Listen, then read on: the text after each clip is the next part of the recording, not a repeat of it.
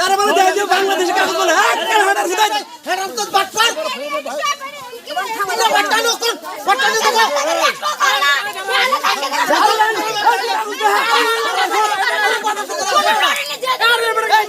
তুমি আসিল না কে এই যৌথরা ফরেস্টার কই এই তারা আসলে তারা লাগে বেঁচে গেছে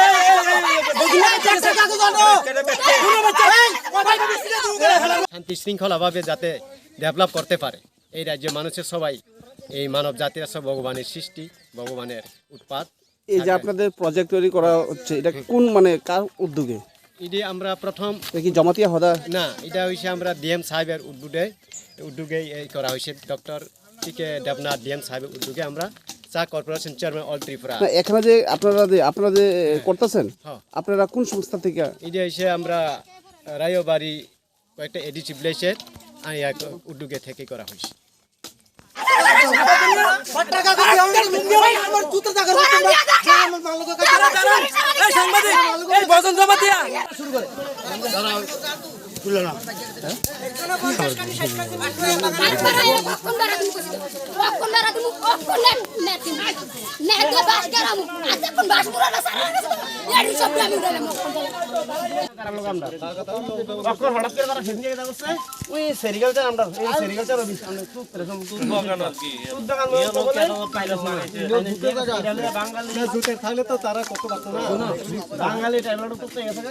এরপরে পাইনা কোন কিটা কইছে পাইনা কইতাছে এটার ভিতরে যে থাকবো তারা নিব গা।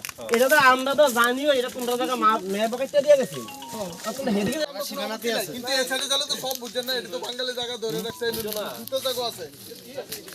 এদিকে আমরা পুলিশ সব আমদন লোক চিনে সবাই তারও তো কত দেখে তার লগে তো আমরা কোনো ঝগড়া করছি না। হ্যাঁ এটাই ঠিক আছে আগে তোমার ভূতে কই তোমার দেখাই দেব না আমি তোমার দেখাই দেব তুমি কারা দেখো লাগবে তো কি তোমার কারা দেখাই দেব আমরা অফিসে ডিএমএ দেব তুমি কারা তুমি না বেতন করে কেন তোমরা তো টাকা কাও অফিসে নাম জমা বারে বারে গাদ্দারি করো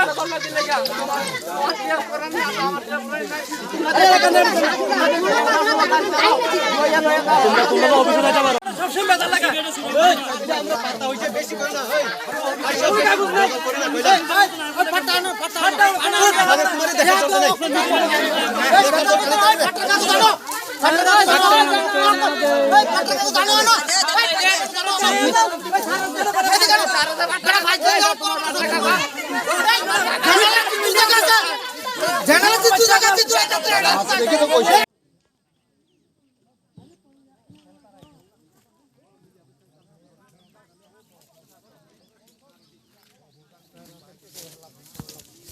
তোমরা হচ্ছে মানুষ বুঝছো তো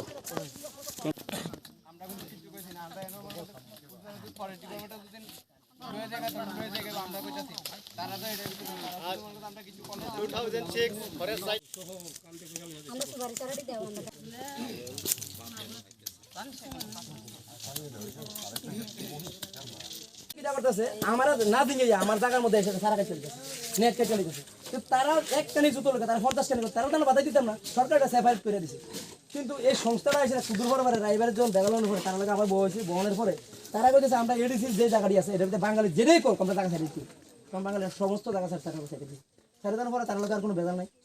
প্রায় একটা জিভিএমসি একটা কমিটি আছিল 30 বছর ধরে জিভিএমসি কমিটির তারা এই এলাকার মধ্যে প্রায় 1 কোটি টাকার উপর সম্পদ ছিল এই তারা এটার বাইঙ্গা সেরা বেচা এই যে যারা এখন হদা করেছিল যারা ট্রাইবেল একটা সংস্থা আইতাছে আমরা এলাকার মধ্যে ভেজাল করতেছে কোন এলাকা তারা এটা গোকুলপুর এলাকার মধ্যে এটা গোকুলপুর আর রায়াবাড়ি একটা যৌথ বনায়ন একটা সংস্থা ছিল এটার মধ্যে তারা এই একটা বিরাট বড় একটা সংস্থা করেছিল একটা সম্পদ করছে 1.5 কোটি টাকার মতো তারা এটার সমস্ত সম্পদ সরকারি সম্পদ তারা বেচালিছে পাবলিকের কাছে বেচেছিরা আজকে তারা জেনারেলের মধ্যে আর এডিসির মধ্যে একটা বিবাদ সৃষ্টি করতে চাইতেছে এই ট্রাইবেলরা এটা ডিএম সিউফু এসডিএম সরকার থাকেছে তারা লগে আমরা একটা এরিয়া দেওয়া হয়েছে তারা যে বাঙালির এরিয়ার মধ্যে বাঙালিরা থাকবো ট্রাইবেল এরিয়ার মধ্যে ট্রাইবেলরা থাকবো তারা দীর্ঘ 10 বছর আগে এরিয়া দেওয়া শেষ হয়ে গেছে এরিয়া দেওয়ার পরে আমরা এরিয়ার মধ্যে আমরা কিছু একটা সম্পদ করছি বন সম্পদ থেকে একটা কিছু সম্পদ আমরা করছি করানোর পরে তারা সম্পদটা তারা সবসময় সংরক্ষণ করতেছে প্রশাসন তারা হেল্প করতেছে আমরা দিকে এসেরা তারা প্রশাসনের সামনে আমরা সম্পত্তি নষ্ট করে দিতেছে এর আগের বার প্রায় আমরা 10 থেকে 15 লাখ টাকার সম্পদ এই ট্রাইবেল এরিয়ার মানুষ একটা এই লোক সংস্থা করেছিল তারা আমরা এটা শেষ করে দিছি আমরা প্রত্যেকটা সময় প্রশাসনের কাছে আমরা হেল্প চাইতেছি। আমরা আজকে তৃতীয়বারের মতন প্রশাসনের কাছে আমরা কইতেছি যাতে আগামী দিন তারার লগে যাতে কোনো আমরা সংঘর্ষ না হয়, এটা যাতে প্রশাসন একটা দীর্ঘ বালান দৃষ্টিতে দেয়। আর আজকে আমরা প্রশাসনের কাছে লাস্ট কথা, দ্বিতীয়বার যদি তারা নয় তারা লগে আমরা বিরাট ধরনের একটা কিছু যদি প্রশাসন আমরা হেল্প না করি। আবার সারা টারা কাটতে আছে, সুপারি সারা কাটতে আছে, আনারস সারা কাটতে আছে, নারকেলের সারা কাটতে আছে, এরপরে নেট কেটে লিখেছে। আগে আমরা পঞ্চায়েত থেকে আমরা একটা প্রকল্প পাইছি, এই প্রকল্পটি তারা নষ্ট করে দিতেছে। যে জায়গাগুলি কাটছে এগুলি কি আপনাদের? এটা আমরা গোকুলপুর এরিয়ার জায়গা, জেনারেলের জায়গা, কথা বুঝছেন? আমরা রেকর্ড পত্র আমার কাছে সবকিছু আছে।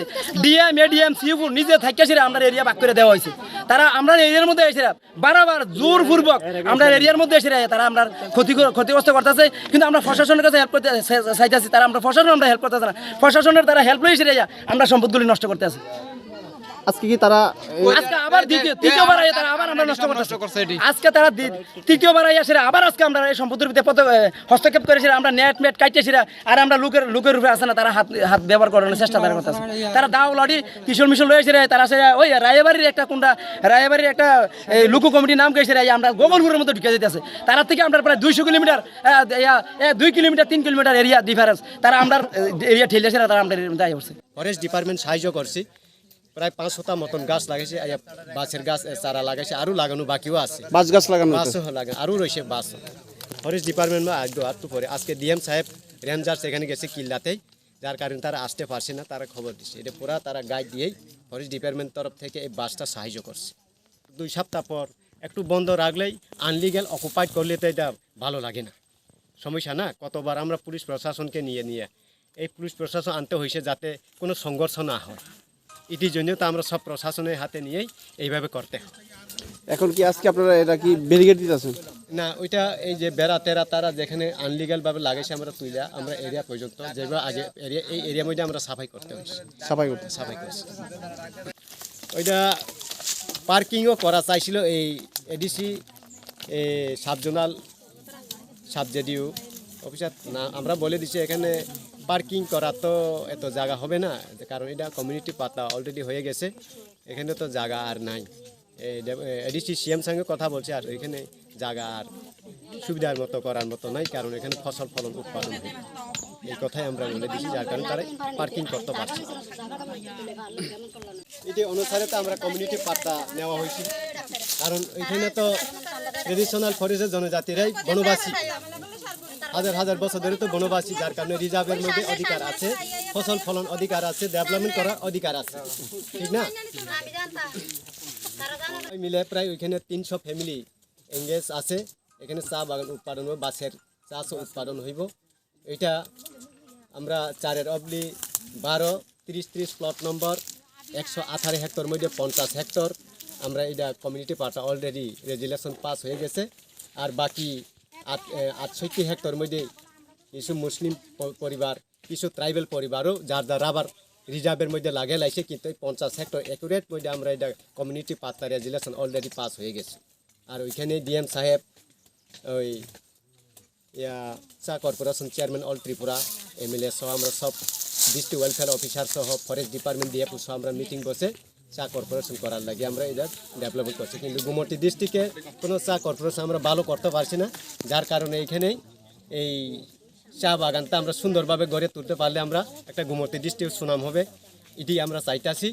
আমরা চাই যাতে উচ্ছৃঙ্খল না হয়, যার এরিয়া যার ঠিক মতে ফসল ফলন করে থাকেন, আনলিগাল অকুপাইড করলে এটা সমস্যাটা দাঁড়িয়ে যায়, যাতে আনলিগাল অকুপাইড না হয়, এটির জন্য।